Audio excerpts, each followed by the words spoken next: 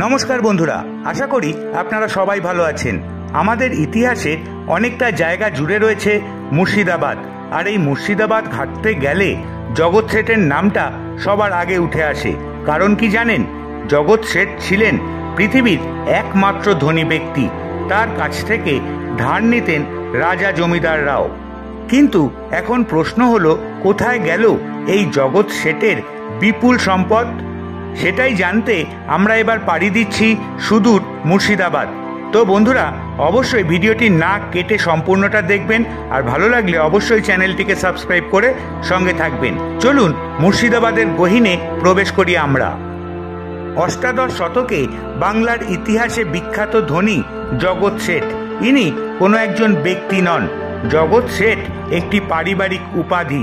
বিপুল ধনসম্পদ ও সেই সুবাদে প্রভূত রাজনৈতিক ক্ষমতা ভোগকারী এই পরিবারটির আবাস ছিল সেই সময়কার সুবা বাংলার রাজধানী মুর্শিদাবাদে।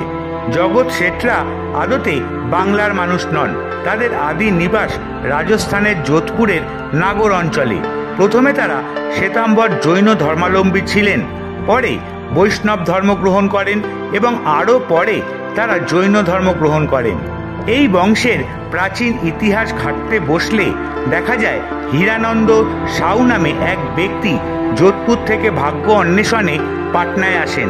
সম্ভবত দরিদ্র হীরানন্দ মনের দুঃখে দিন কাটাতেন। এমন সময়ে একদিন তিনি পাটনা শহরের কাছে একটি জঙ্গলে প্রবেশ করেন। সেখানে কারো আর্তনাদ শুনতে পেয়ে তা অনুসরণ করে একটি ভাঙা প্রাসাদে পৌঁছান।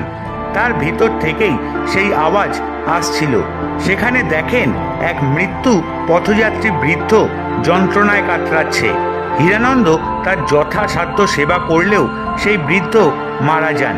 মৃত্যুর আগে তিনি হীরানন্দকে এক গুপ্তধনের সন্ধান দিয়ে যান। শোনা যায় সেই গুপ্তধনের মধ্যে নাকি ছিল প্রচুর স্বর্ণমুদ্রা। সেই সোনাই হীরানন্দের বংশকে ধনী করে তোলে। হীরানন্দ তার 7 ছেলেকে ভারতের 7টি জায়গায় গদিয়ান করে দেন। কনিষ্ঠ পুত্র মানিকচাঁদ আসেন মুর্শিদাবাদে। তিনি জগৎ শেঠ বংশের প্রতিষ্ঠাতা। সেই সময়ে বাংলার রাজধানী ঢাকায় স্থানান্তরিত হয়। মানিকচাঁদ ঢাকাতেও তার গদি স্থাপন করে। বলে রাখা ভালো, ব্যাংকিং ছিল মানিকচাঁদের ব্যবসা। তখন বাংলা মুঘল শাসনাধীন। নবাব পদে অসীন মুঘল বংশীয় আজিম উস শান মুর্শিদকুলি খান তার দেওয়ান মাত্র। সেই সময় নবাবের সঙ্গে দেওয়ানের মনোমালিন্য হয়। মুর্শিদকুলি মুর্শিদাবাদে চলে আসেন। মানিকচাঁদও তার সঙ্গে সঙ্গে চলে আসেন মুর্শিদাবাদে। ক্রমে মানিকচাঁদ মুর্শিদকুলির অন্যতম প্রধান পরামর্শদাতা হয়ে ওঠেন। সঙ্গে সঙ্গে তারও শ্রীবৃদ্ধি ঘটতে থাকে। কথিত আছে মুর্শিদকুলি বাংলা, বিহার, উড়িষ্যার নিজামত পদ লাভ করে মুর্শিদাবাদে ট্যাক্সাল স্থাপন করেছিলেন। সেই ট্যাক্সালের প্রধান পরামর্শদাতা ছিলেন এই মানিকচাঁদ।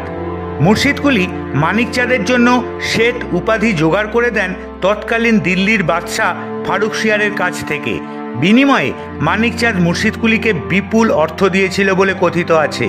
তিনি ভাগীরথীর পূর্ব তীরে প্রাসাদ নির্মাণ করেন, যা আজও একটি দ্রষ্টব্য স্থান।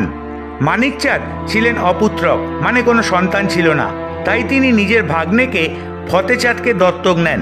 ফতেচাঁদই প্রথম জগৎ শেঠ নামে পরিচিত হন। ইতিমধ্যেই মুর্শিদকুলি খাঁর মৃত্যু হয়। তার মৃত্যুর পর জামাতা সুজাউদ্দিন বাংলার সুবাদার হন। জগৎ শেঠ মানে তখনকার ফতেচাঁদ তার প্রধান পরামর্শদাতার অন্যতম হয়ে ওঠেন। ফতেচাঁদের সহায়তাতেই সুজাউদ্দিন 1.5 কোটি টাকা রাজস্ব হিসাবে দিল্লিতে পাঠাতে পেরেছিলেন।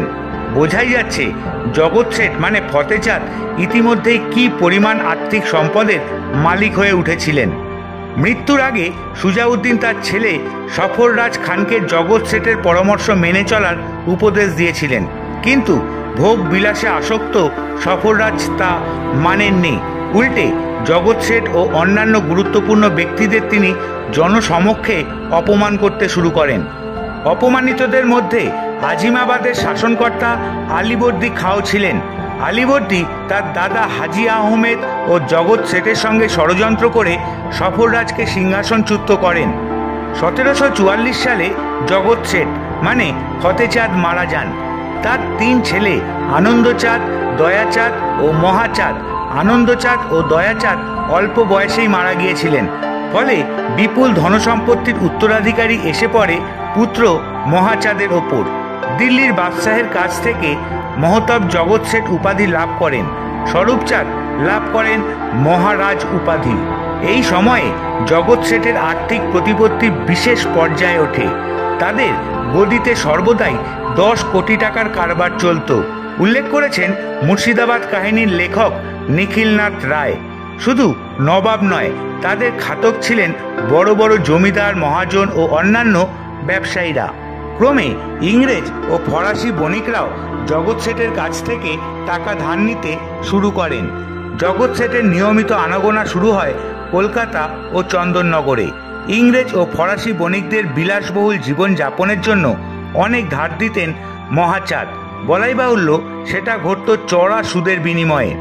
আলীবর্দী খাঁ নবাব হওয়ার পর বাংলার মারাঠি বর্গীদের আক্রমণ ঘটে। নিরন্তর যুদ্ধ চালাতে হয় নবাবকে। এই যুদ্ধের খরচও অনেকাংশে ঋণ হিসাবে দিয়েছিলেন জগৎ শেঠ মহাচাঁদ। বর্গীয়দের আক্রমণ আলীবর্দী সাফল্যের সঙ্গে রুখতে পেরেছিলেন। তবে এর পেছনে যে জগৎ শেঠের একটা বড় ভূমিকা রয়েছে তা সুবে বাংলার কারোর জানতে আর বাকি ছিল না। এই সময় বাংলার আভ্যন্তরীণ বাজারেও নিরন্তর হয়ে ওঠে জগৎ শেঠ। এই সময় জগৎ শেঠ বাংলার অনেক জমিদারকে তার খাতকে পরিণত করেন। বাংলার নবাবের রাজস্ব নীতি ছিল অনেক ভয়ানক। রাজস্ব অনাদায়ে আলীবর্দী জমিদারদের কঠোর শাস্তি দিয়েছেন, এমনও নজির রয়েছে প্রচুর। সেই কারণে দ্রুত টাকা জোগাড় করতে জমিদাররা জগৎ শেঠের দ্বারস্থ হতে শুরু করেন। জগৎ শেঠও তার চড়া সুদের বিনিময়ে ঋণ দেন। অনেক সময় তাদের জামিনদার হয়ে নবাবের সঙ্গে বিবাদের মীমাংসা করেন। এই সময় জগৎ শেঠ পরিবারের বৈভব বাড়তে থাকে। কিন্তু আলীবর্দীর পর যখন সিরাজদৌল্লা নবাব হন, তখন জগৎ শেঠের ভাগ্যের চাকা অন্যদিকে ঘুরতে শুরু করেছে। মোহনলালকে দেওয়ান হিসাবে নিয়োগ করেন সিরাজ। মোহনলালের সঙ্গে জগৎ শেঠের সম্পর্ক ভালো ছিল না। ইংরেজদের হয়ে সাফাই গাইতে গিয়ে জগৎ শেঠ সিরাজের কাছে অপমানিত হন। সিরাজ নাকি জনসমক্ষে তাকে একটি কষিয়ে চড়ও মারেন। আহত বাঘ জগৎ শেঠ এবার লিপ্ত হন সিরাজ বিরোধী ষড়যন্ত্রে। লর্ড ক্লাইভের সঙ্গে সেই ষড়যন্ত্রে অংশ নেন। সিরাজের স্বেচ্ছাচারিতার কারণে বিরক্ত বাংলায় বেশ কিছু বিখ্যাত জমিদার। জানা যায় মীরজাফর এবং ঘোষেটি বেগম জগৎ শেঠের উদ্যোগেই এই ষড়যন্ত্রের অংশীদার হয়ে ওঠেন। পলাশির যুদ্ধে সিরাজের পরাজয়ের পর জগৎ শেঠ ইংরেজদের আসল রূপ বুঝতে পারেন, কিন্তু ততদিনে অনেক দেরি হয়ে গিয়েছে। মীরজাফরের পর বাংলার নবাবী তখ্তে বসেন মীর কাসিম। স্বাধীন চেতা নবাবের সঙ্গে ইংরেজের সংঘাত বাধে। 1764 সালে বক্সারের যুদ্ধে পরাজিত মীর কাসিম সঙ্গে জগৎ শেঠ মানে মহাচাঁদ ও স্বরূপচাঁদকে বন্দি করে মুঙ্গেরে নিয়ে যায় এবং পরবর্তী সময়ে তাদের হত্যা করা হয়। বাংলার এই ব্যাংকার পরিবারকে ঘিরে অনেক কিংবদন্তি, অনেক রহস্য লুকিয়ে আছে। বহু আলোচনা ঘিরে রয়েছে মুর্শিদাবাদে অবস্থিত জগৎ শেঠের প্রাসাদকে ঘিরেও। পল্লবিত রয়েছে গুপ্তধন সংক্রান্ত নানা কাহিনী। আজ এই প্রাসাদ একটি সংগ্রহশালা। জগৎ শেঠের প্রাসাদে রয়েছে এমন কিছু জিনিস যা তাদের বৈভবের সাক্ষ্য বহন করে। বহুমূল্য আসবাব, অস্ত্রশস্ত্র ইত্যাদি ছড়িয়ে রয়েছে সারা বাড়িতে। কিন্তু সেই সঙ্গে রয়েছে কিছু রহস্য। প্রাসাদে ঢোকার মুখেই রয়েছে এক গোপন সুড়ঙ্গের প্রবেশ মুখ, যে সুড়ঙ্গটি কাঠগোলা বাগানের সঙ্গে যুক্ত। জগৎ শেঠের প্রাসাদে রয়েছে ভূগর্ভস্থ কক্ষ। মাটির নিচের এই ঘরগুলিতে নাকি সঞ্চিত থাকত জগৎ শেঠ পরিবারের টাকা পয়সা, সোনা দানা, বহুমূল্য জিনিস। এমনও শোনা যায় বিংশ শতকের গোড়ার দিক পর্যন্ত এই পরিবারের উপাধি হিসাবে জগৎ শেঠ ব্যবহৃত হয়েছে। 19 শতকে লর্ড বেন্টিংয়ের সময় ইস্ট ইন্ডিয়া কোম্পানি তৎকালীন জগৎ শেঠ মানে তখনকার জগৎ শেঠ ইন্দ্রচাঁদকে বছরে 1200 পাউন্ড পেনশন দিত বলে জানা যায়।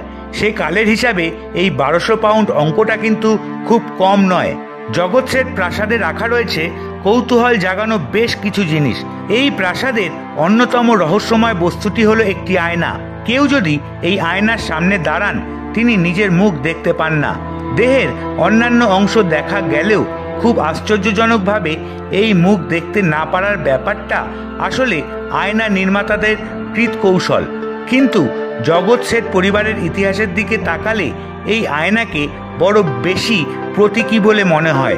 বাংলার ইতিহাসের অন্যতম প্রধান কলঙ্কের সঙ্গে জড়িত জগৎ শেঠের আয়না যেন লুকিয়ে ফেলতে চায় অনেক কিছু। আয়নার পেছনে কি রয়েছে যেমন জানা যায় না, তেমনি আয়নার সামনে দাঁড়ানো মানুষও আত্মপরিচয় হারিয়ে ফেলে।